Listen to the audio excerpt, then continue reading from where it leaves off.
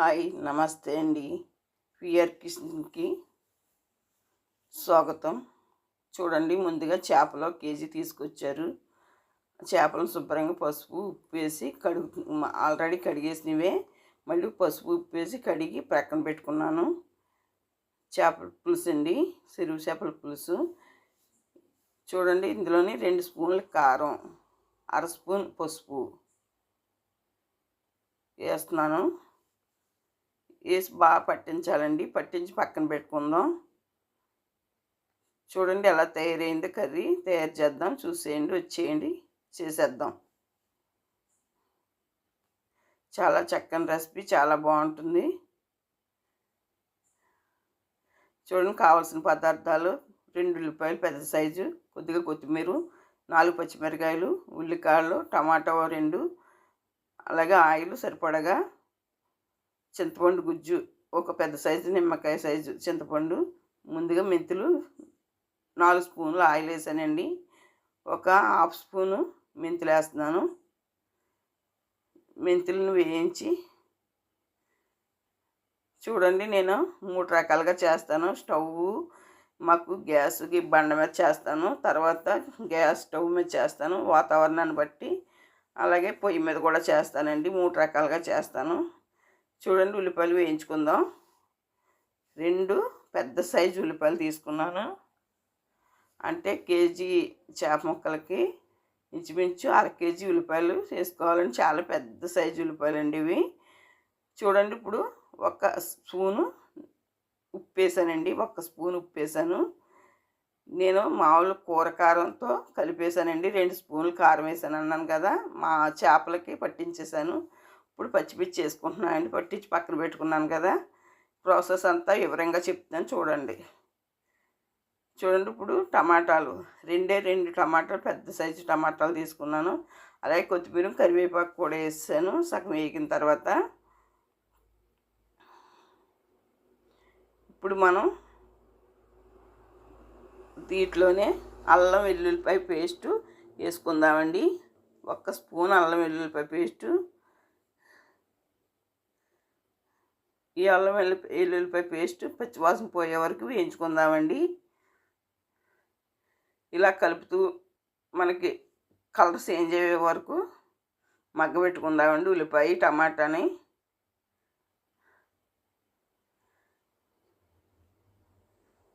నేను 3 విధాలుగా స్టవ్, ఇలా కుండ పొయ్య, తర్వాత వచ్చి కట్టెల పొయ్యి అండి, ఈ 3 ఉపయోగిస్తానండి.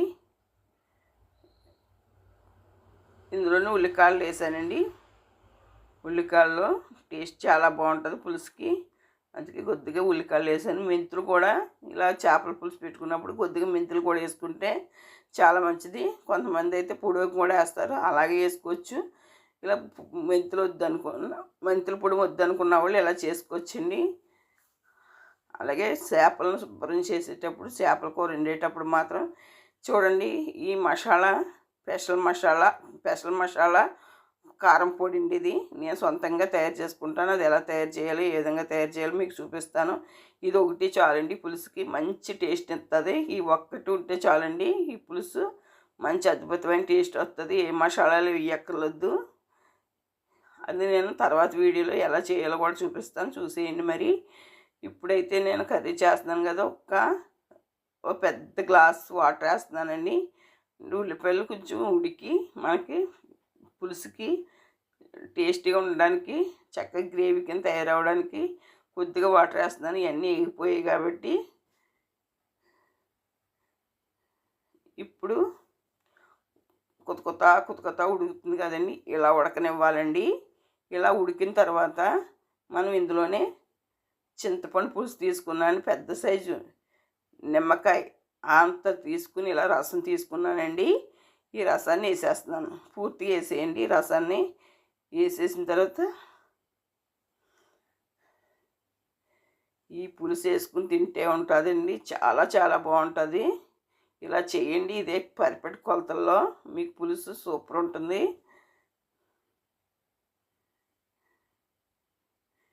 మీకు ఏమైనా డౌట్స్ ఉంటే నాకు కామెంట్ ద్వారా తెలియపరచండి. అలాగే వీడియో పూర్తిగా చూడండి. చూడండి, ఈ పులుసు కూడా గుమగుమ స్మెల్ వస్తుంది. ఇప్పుడు చేపలను వదిలేద్దాం. చేప ముక్కల్ని ఒక్కొక్కటి ఒక్కొక్కటి చెప్పి వదిలేద్దామండి ఇందులో.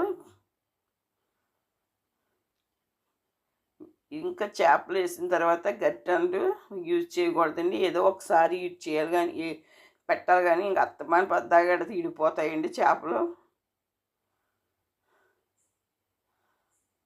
అలా వదులుకోవాలండి. మనం ఎన్ని ముక్కలు కావాలంటే అన్ని ముక్కలు వేసుకుని అలా వదులుకోవాలి.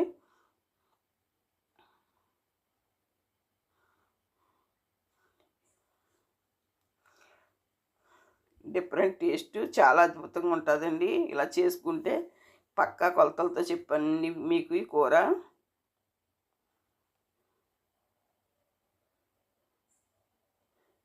అలాగే నా వీడియోకి సపోర్ట్ చేయండి. ఛానల్ పిఆర్ కిచెన్ అండి. అలాగే ఇంకా మంచి మంచి చిట్కాలతో కూడా మీకు నేను వీడియోలు చేస్తూ ఉంటాను. అయితే చేపలను కడిగేటప్పుడు చాలా జాగ్రత్తగా కడగాలండి. చేపలని పులుసు అవి తీసేసి 2-3 సార్లు కడిగేసిన తర్వాత ఆ తర్వాత జిగిరిపోయే వరకు ఉప్పుతో కడిగి అప్పుడు మళ్ళీ లాస్ట్లో మేము వంట చేసుకుంటాం అన్నట్టు ఉప్పు పసుపు వేసి కడగాలండి వాటర్లో. అప్పుడే నీసు వాసన లేకుండా చాలా బాగుంటుంది చేప. ఎప్పుడు తినలేని వాళ్ళు, నీసు వాసన ఇష్టం లేని వాళ్ళు కూడా తింటారండి. చూడండి, ఎగిరిపోతుంది పులుసు.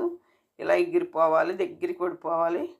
చూసారా, అయిపోయింది కర్రీ. మీకు నచ్చితే లైక్ చేయండి, షేర్ చేయండి, కామెంట్ పెట్టండి, బెల్ ఐకాన్ ప్రెస్ చేయండి. ఉంటానండి ఫ్రెండ్స్. మరి మరొక అద్భుతమైన వీడియోతో మేము ముందుకు వస్తాను. ఓకేనా ఫ్రెండ్స్? మర్చిపోకండి సపోర్ట్ చేయండి నా ఛానల్కి. చూడండి, ఇలా గుమగుమలాడే కర్రీని ఇలా చేసుకోండి. అద్భుతంగా